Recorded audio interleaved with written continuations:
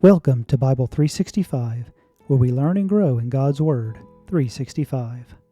Today we are reading in Genesis 30.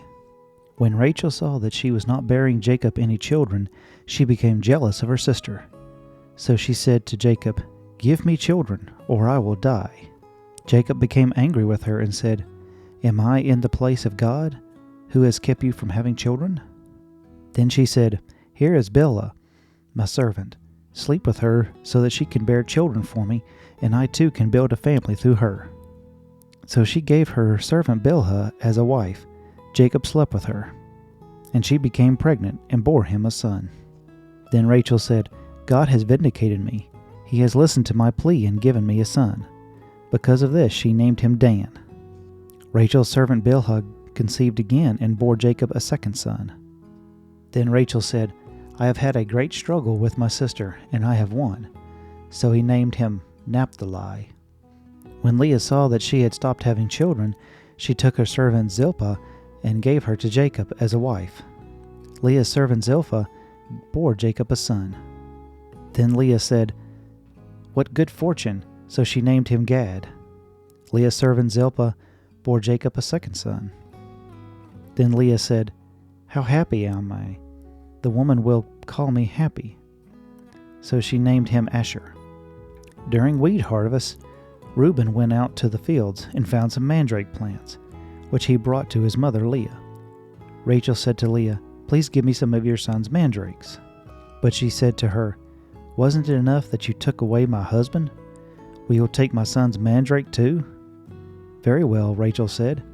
"He can sleep with you tonight in return for your son's mandrakes." So when Jacob came in from the fields that evening, Leah went out to meet him. "You must sleep with me," she said. "I have hired you with my son's mandrake." So he slept with her that night. God listened to Leah, and she became pregnant and bore Jacob a fifth son.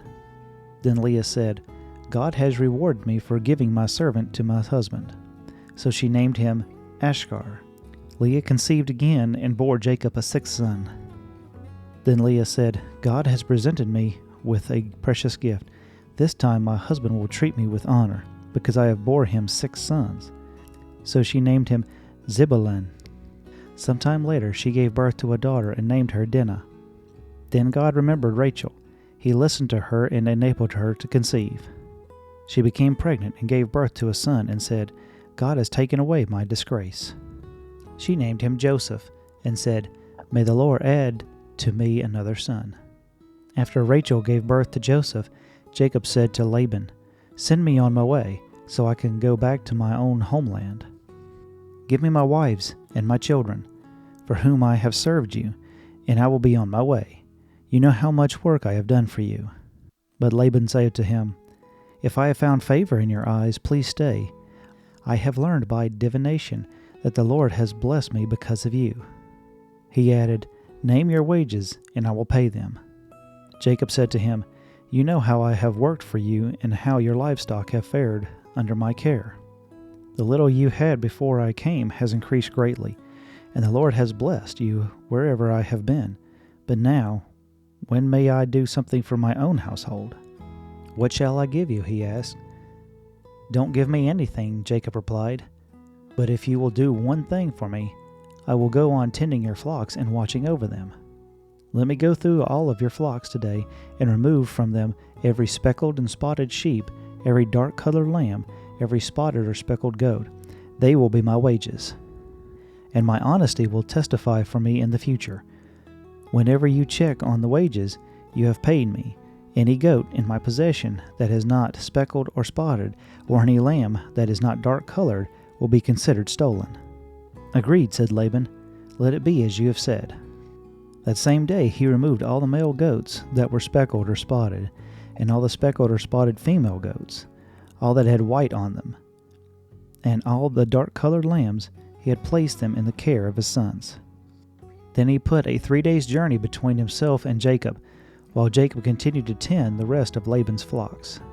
Jacob, however, took fresh-cut branches from poplar, almond, and plant trees, and made white stripes on them by peeling the bark and exposing the white inner wood of all the branches.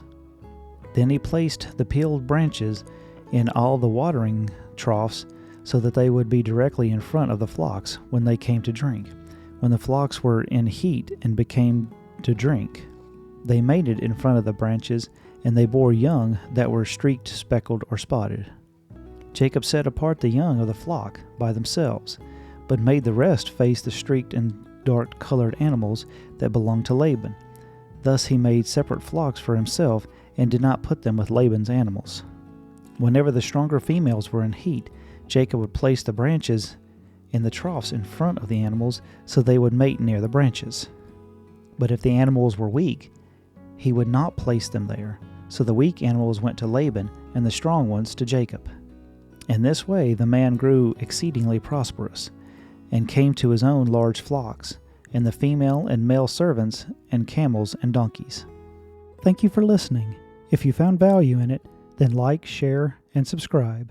I pray that you have a blessed day.